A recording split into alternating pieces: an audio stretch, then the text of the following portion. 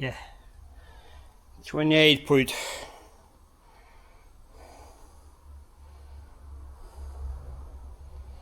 28.3.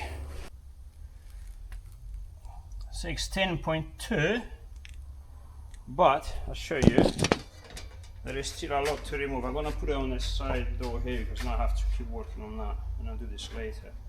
I shouldn't do this at all at the moment, but I was just very close. I removed everything but the whole gasket surround, standard mirror, electric one, the whole locking mechanism, the handle, and the both bars. These are quite heavy, I think. They stay in, and all around it is just the bottom, not the surroundings, because maybe this is a good base to put like a flat something. I don't know. Maybe not. I have to figure this out. Oh yeah, remove some of the weight, but there's quite a lot still to remove. A lot of weight for the Matthew though. I wouldn't be expecting now, really.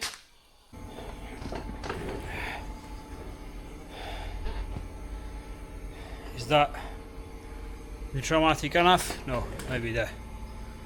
There you go. I'm knackered. Do you know it's 7 days now?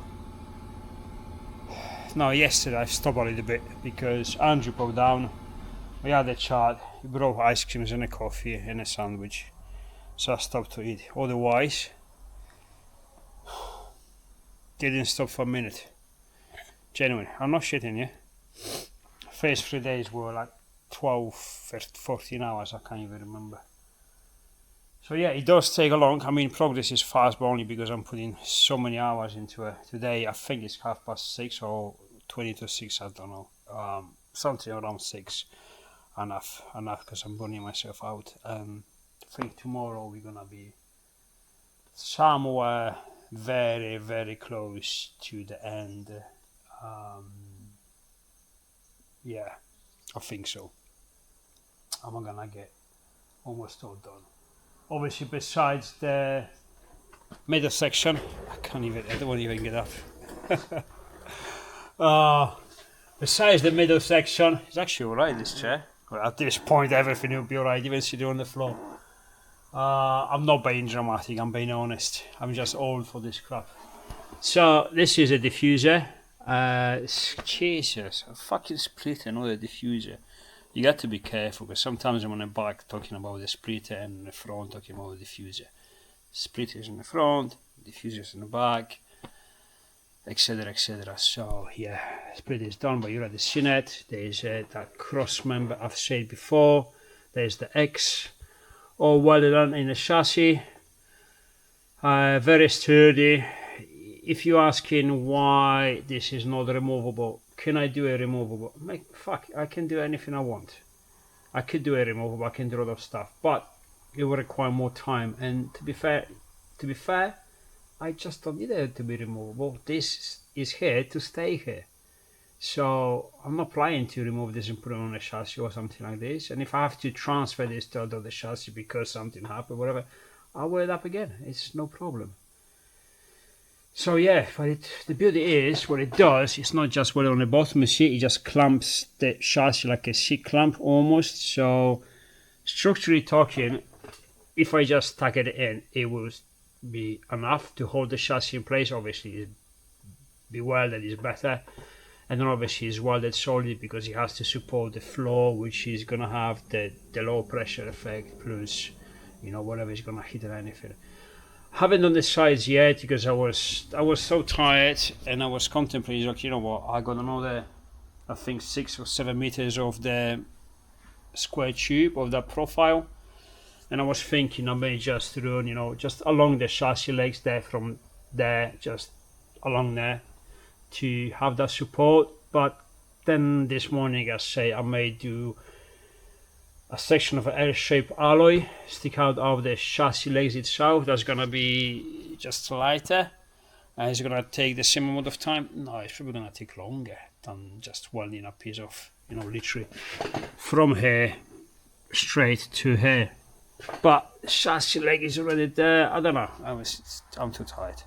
I don't make decisions when I'm tired and compromised by laziness because I'm tired. So I'm gonna leave it to tomorrow because I want a fresh head, fresh brain to thinking about the solutions. That's always to never make decisions when you're angry, hungry, or tired, or lazy. And yeah, so I need to get up to show you, do I? Right. Well, if you notice, if you look at it, so this is 12mm floor. The midsection is going to be 9, so this is offset to obviously a little bit lower than this, on the top of this. And you need to obviously go there. This is why this is so close to it, because I want no separation between these two plates, these two floors, these two panels. And yeah, this one is done too. But if you look at, I'm trying to gonna put the camera where my eye is, so maybe you can see it. Hopefully, I don't know if I move it this way. Could you? Everything is just absolutely spot on, perfectly in line, like straight and everything. Obviously, the across is slightly higher because it has to be, you know, because this is again the floor, but this is nearly, you know, as level as this. This is literally 1.5 millimeters. This 1.5 mil lower than this, because that's the difference in mounting. This one straight, floor is going to be here, but the bottom is going to be flat all the way across. I haven't actually bought the midsection, the plywood, because I don't know why. I forgot about it. Simple. So yeah, that's it. So the diffuser is done. I'm almost happy with it. Now going back, I would probably do at least the bottom here. Fences slightly large on the bottom, like sticking out like this. That's why I left this. And I also want this angle section, because you see is riveted there, on the edge there, because this is actually not bolt, because there's a ramp here. I couldn't do any holes to support it, so it's a bit flexible there. But that's better on this side, because the car is not straight on the ramp, it's beyond this side. But yeah, I want to run on that angle there, an angle like this, make it a bit more stronger, just in case I hit something. Plus it will stop it from obviously flexing. Like it, see, it flexes a bit in the middle if I push it, not strong, but it does flex, because this part is a bit straight. And even here, tiny bit, there's not much. I mean, I don't want to be funny, but let me show you. Right, let me grab a piece of glove, because don't want to cut myself. But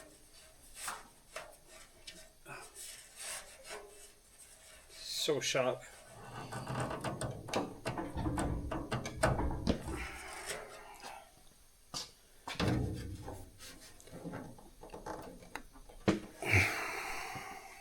I don't know, strong enough. But what I did, I've put obviously very rudely, in a rude way, just a bar from the chassis there. I was contemplating making like an angle in alloy like this to the chassis bolted on, but I was like, no, everything is just, honestly, I'm not shitting you. I spent so much time to make everything perfect. This floor is perfectly straight to the millimeter. No, I'm not joking. Like, this is my brain. If this wasn't to the millimeter straight, I will not stop till I find the perfect level. So it's all exactly as I want it, and I say this is exactly how I've designed it. I don't have to raise it, I don't have to lower it. This is exactly as it stays. And just in case I will have to raise it for any reason, because I change my mind, find out, or I screw something up, whatever, then I chop it there, put another hole, and raise it up if I have to. So that's not really a problem. That basically there's not much space in there. Now this is a cross member. On this side I didn't put a cross member on the diffuser itself. I made this framing actually attached to the chassis, and I did screw up a little bit, because this is supposed to be here. Because initially, let me grab a light because I want to show you proper. Because initially my idea was to run kind of like drops like this. You see this one here, like that one, I want to run it from bottom of the chassis, because if you notice, I don't know, again, camera is different than what I see. If you see, I made this to start with that lip of the chassis there, and I was thinking to run from that there alongside obviously the sill between the panels, welded up, run down, and that would be perfect, because you see it matches absolutely perfect. You did the fucking millimeter, like I said.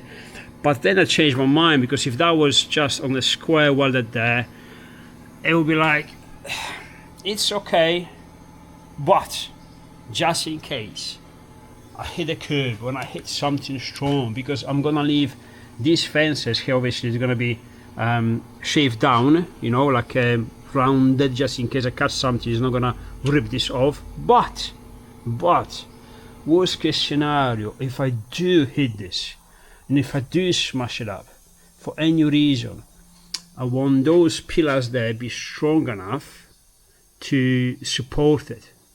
So if I were just welding them this side, like square here, there's a lot of leverage and it can just bend or tear it up. So what I did, I'm gonna show you on this side. This is the fuel tank, yeah. Well, actually no, there is obviously behind there is a chassis.